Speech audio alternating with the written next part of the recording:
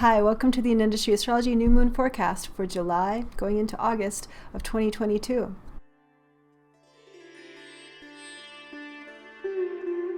The moon is waning. The energy is growing dimmer, diminishing. How are you feeling?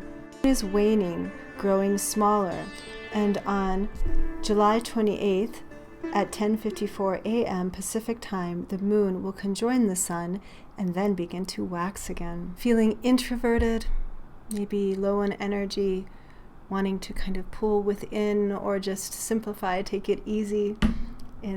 Especially here in the northern hemisphere, we're in the middle of summer, and this new moon has a special spiritual power connected to it because it is the first new moon since the entrance, the Sankranti of the sun into sidereal Cancer. So we're really on what's called the Dakshinayana, the half of the year where we are moving towards the realm of the ancestors. So this new moon has a very special power for honoring the ancestors. It's called the Adi Amavasya. The dark moon leading up to this new moon is a time to connect in with our past, our heritage, our roots. This new moon is in the Nakshatra, or the Vedic lunar mansion, called Pushya Nakshatra. Pushya Nakshatra is symbolized by the udder of a life-giving, a milk-giving cow, like a symbol of spiritual nourishment and emotional nourishment as well. So this is a new moon for self-care. It's a new moon for connecting to what nourishes us from the inside out. And also, you can use this new moon as Adi Amavasya, as a time to honor the ancestors or people who have passed away, especially if you have, in the last few years, lost someone that is close to you, which many of us have. You can use this new moon as a time to remember and feel gratitude. Also going to a body of water like a river, a lake, the ocean, and offering a flower or a flower petal even, or just imagining a beautiful lake or river and offering forgiveness and gratitude into it. Now, this new moon is very special because Jupiter, the great guru, is also stationing now. He's stopped right in the middle of Pisces, sidereal Pisces, which is his rulership, his sign, and he has come to a halt. He's really at a great magnitude of strength when he does this. So this is a new moon that has a lot of spiritual guidance potentially within it, and a time to really tap into that inner guru, as kind of carrying on the theme of Guru Purnima from the last full moon. But now is the time to really take that practice inward and check in. Our intuition may be stronger around this time. There's something about connecting to that river of inner knowledge. If you'd like to know how this Jupiter transit is affecting you on a personal level, do check out my Jupiter horoscope class. It's pre-recorded from a few months ago. It gives horoscopes for all 12 ascendant Vedic signs. There is a calculator to figure out yours. There's a link provided with the class, and as well as a whole hour of lecture about Jupiter in Pisces, the mythological meaning in Vedic astrology, and example charts and everything. So check that out too. It's on my website, untitled.astrology.com. Now, one thing that is carrying on from my last forecast 2 weeks ago is that Mars is still in Aries, sidereal Aries, the sign that he rules. Mars is on fire. This is kind of pedal to the metal energy right now, as Mars especially will be crossing the outer planet Uranus, a planet that's connected to awakenings and kind of shock waves. And Rahu also, who is the head of the snake that causes eclipses. And Rahu also has a very awakening energy, can be quite chaotic. So there will be a very rare triple conjunction of these three planetary forces, Rahu, Uranus, and Mars, all together within 1 degree around August 1st. So just a few days after this new moon. So this definitely is a time where fire can happen, or overheating, impatience, conflict, restlessness, or recklessness, I should say too. All of these things that can create a kind of not a very relaxing feeling. So I think it's a great time to be taking it easy on purpose, slowing down, especially if you're a person that is naturally moving too fast. On a socio-political level, it does look like a volatile time where conflict may be more likely. And so I think it's an important time also to be praying for peace and try to exercise as much patience as you can with others. And use this time to break free from patterns that you may be wanting to break for some time, especially around this Adi Amavasya. Praying for positive transformation can be potent. You know, a lot of the karma we carry into this life has to do with a tapestry that is woven by our ancestors. We do carry generational imprints, and we're evolving through that. We are weaving our own threads into that tapestry.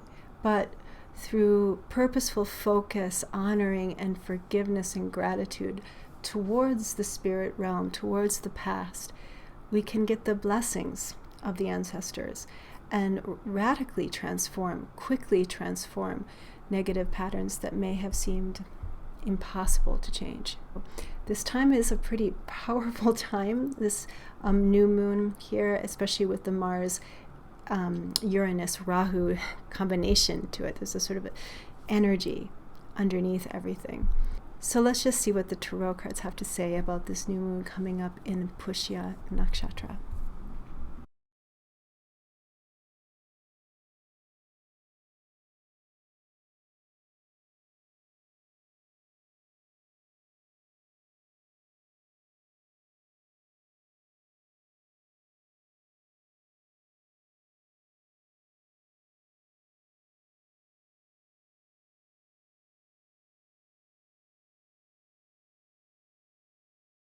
Okay, so the first card that came through is the Five of Coins.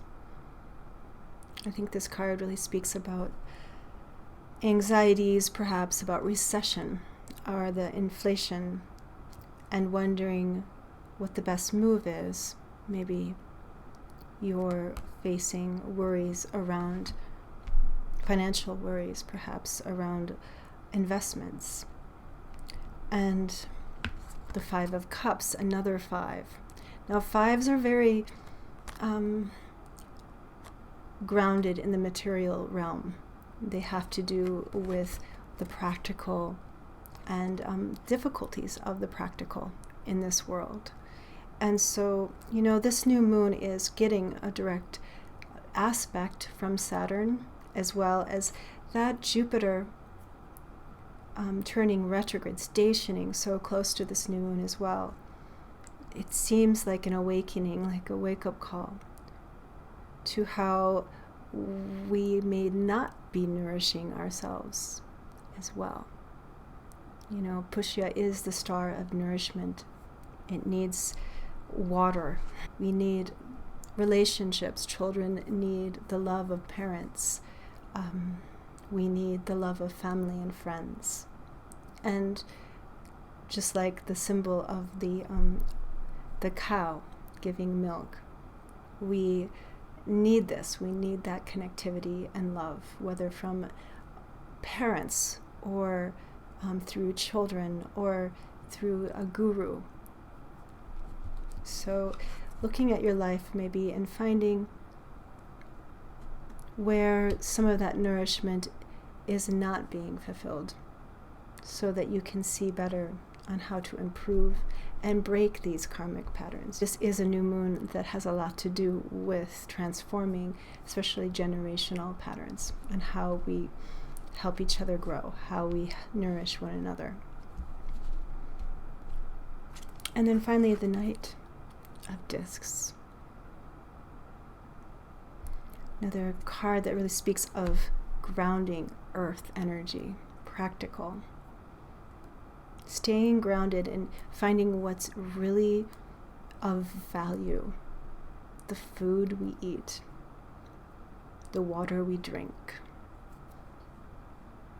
the wealth of the earth, and how you stand on it, how you honor it, where you came from, what you stand for now through that, and how you cultivate it so that you can nourish others.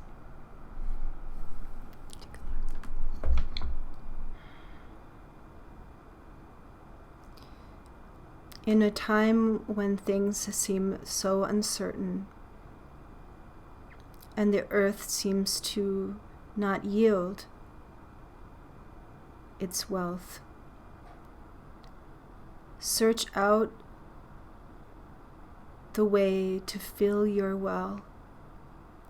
Search out the way to connect back to the nourishment of the earth. Heal the broken heart within you. Reconnect to where you belong. Reconnect to who you are.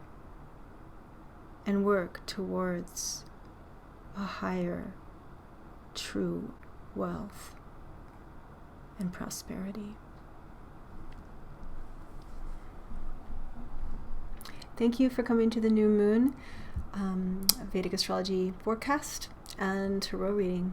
I do offer one-on-one Vedic Astrology and tarot readings online. You can book a reading with me easily. I'll leave a link below in the description window of YouTube. You can also check out my blog if you haven't already.